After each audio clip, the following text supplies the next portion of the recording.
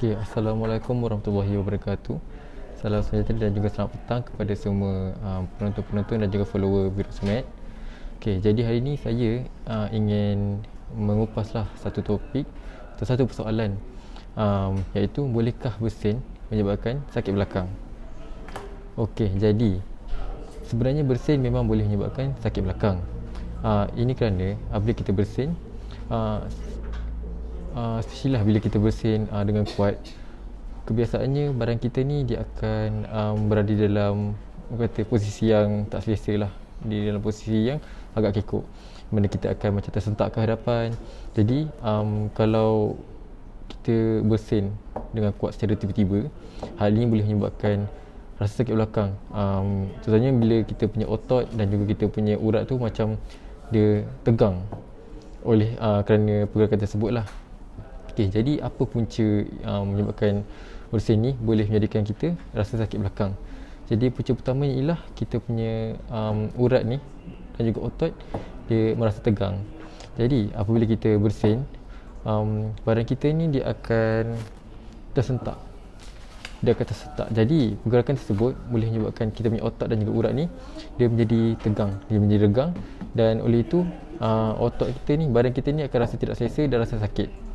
Okay, yang kedua ialah kita punya cakera di bahagian tulang belakang kita tergelincir. Jadi sebelum kita tahu, cakera belakang kita ni sebenarnya dia boleh berubah posisi lah apabila kita melakukan perkara yang mungkin berat, ekstrim, ataupun kita terlalu membuat perkara yang tak selesa. Kita punya cakera di bahagian tulang belakang kita ni dia boleh bergerak, dia boleh beralih dari tempat asal. Jadi apabila kita bersin ni, pergerakan yang berlaku boleh menyebabkan kita punya cakera belakang ni dia akan teralih, dan dia akan menyebabkan dia akan menghimpit urat di bahagian tulang belakang kita.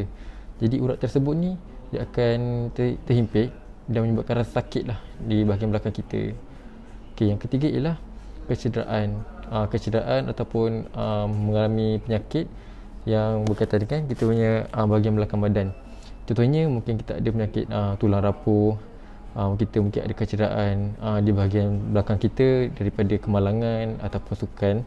Jadi sekiranya kita dah ada mungkin kecederaan dan penyakit di bahagian belakang kita, bersin dia boleh menyebabkan kita untuk rasa sakit belakang. Walaupun mungkin pada asalnya kecederaan tu mungkin dah sembuh ataupun dia beransur-ansur pulih, bila kita bersin ni dia boleh mendatangkan rasa sakit belakang tu sebab dia menyebabkan tekanan lah kepada bahagian belakang kita ni.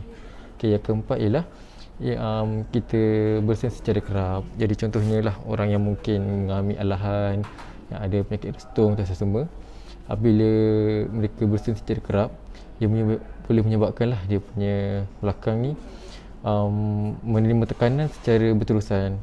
Urat dan juga otot ni dia berada dalam tidak selesa lah, dia berasa tegang secara berterusan. Jadi kelama-lamaan dia boleh menyebabkan rasa sakit lah, mendatangkan rasa sakit, dan juga menyebabkan kita mungkin mengalami lah sakit belakang.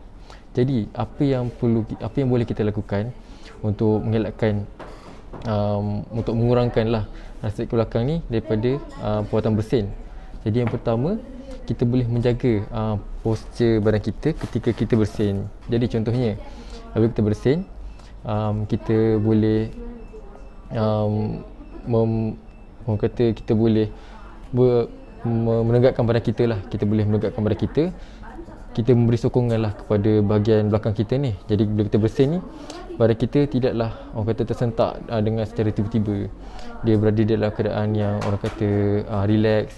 Jadi bila kita bersin ni, dia mengurangkan lah pergerakan-pergerakan yang ekstrim, dan mengelakkan kita merasa sakit belakang. Jadi yang kedua, kiranya kita mungkinlah rasa sakit belakang ni disebabkan oleh bersin. Bila kita rasa sakit belakang ni disebabkan oleh penyakit-penyakit ataupun kecederaan yang kita ada, kita boleh mendapatkan rawatan lah, contohnya kalau kita bersin, kita boleh pakai ubat. Jika kita mungkin ada kecederaan daripada sukan ataupun kemalangan, kita boleh mendapatkan rawatan fisioterapi.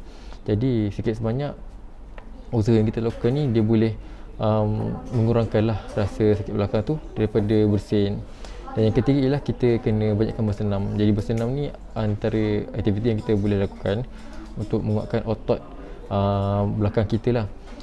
Jadi kiranya kita mempunyai otot yang kuat, kuranglah kemungkinan kita untuk mengalami kecederaan.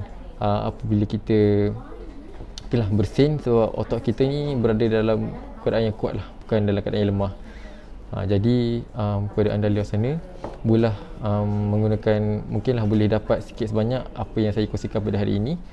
Dan sekiranya anda mungkin ada rasa sakit belakang, anda bolehlah hubungi tim kami. Jadi kami boleh memberikan sikit sebanyak pertolongan dan juga panduan lah kepada anda semua. Jadi setakat itu saja live saya pada hari ini. Terima kasih kerana sudi menonton dan salam menjaya kepada semua. Terima kasih.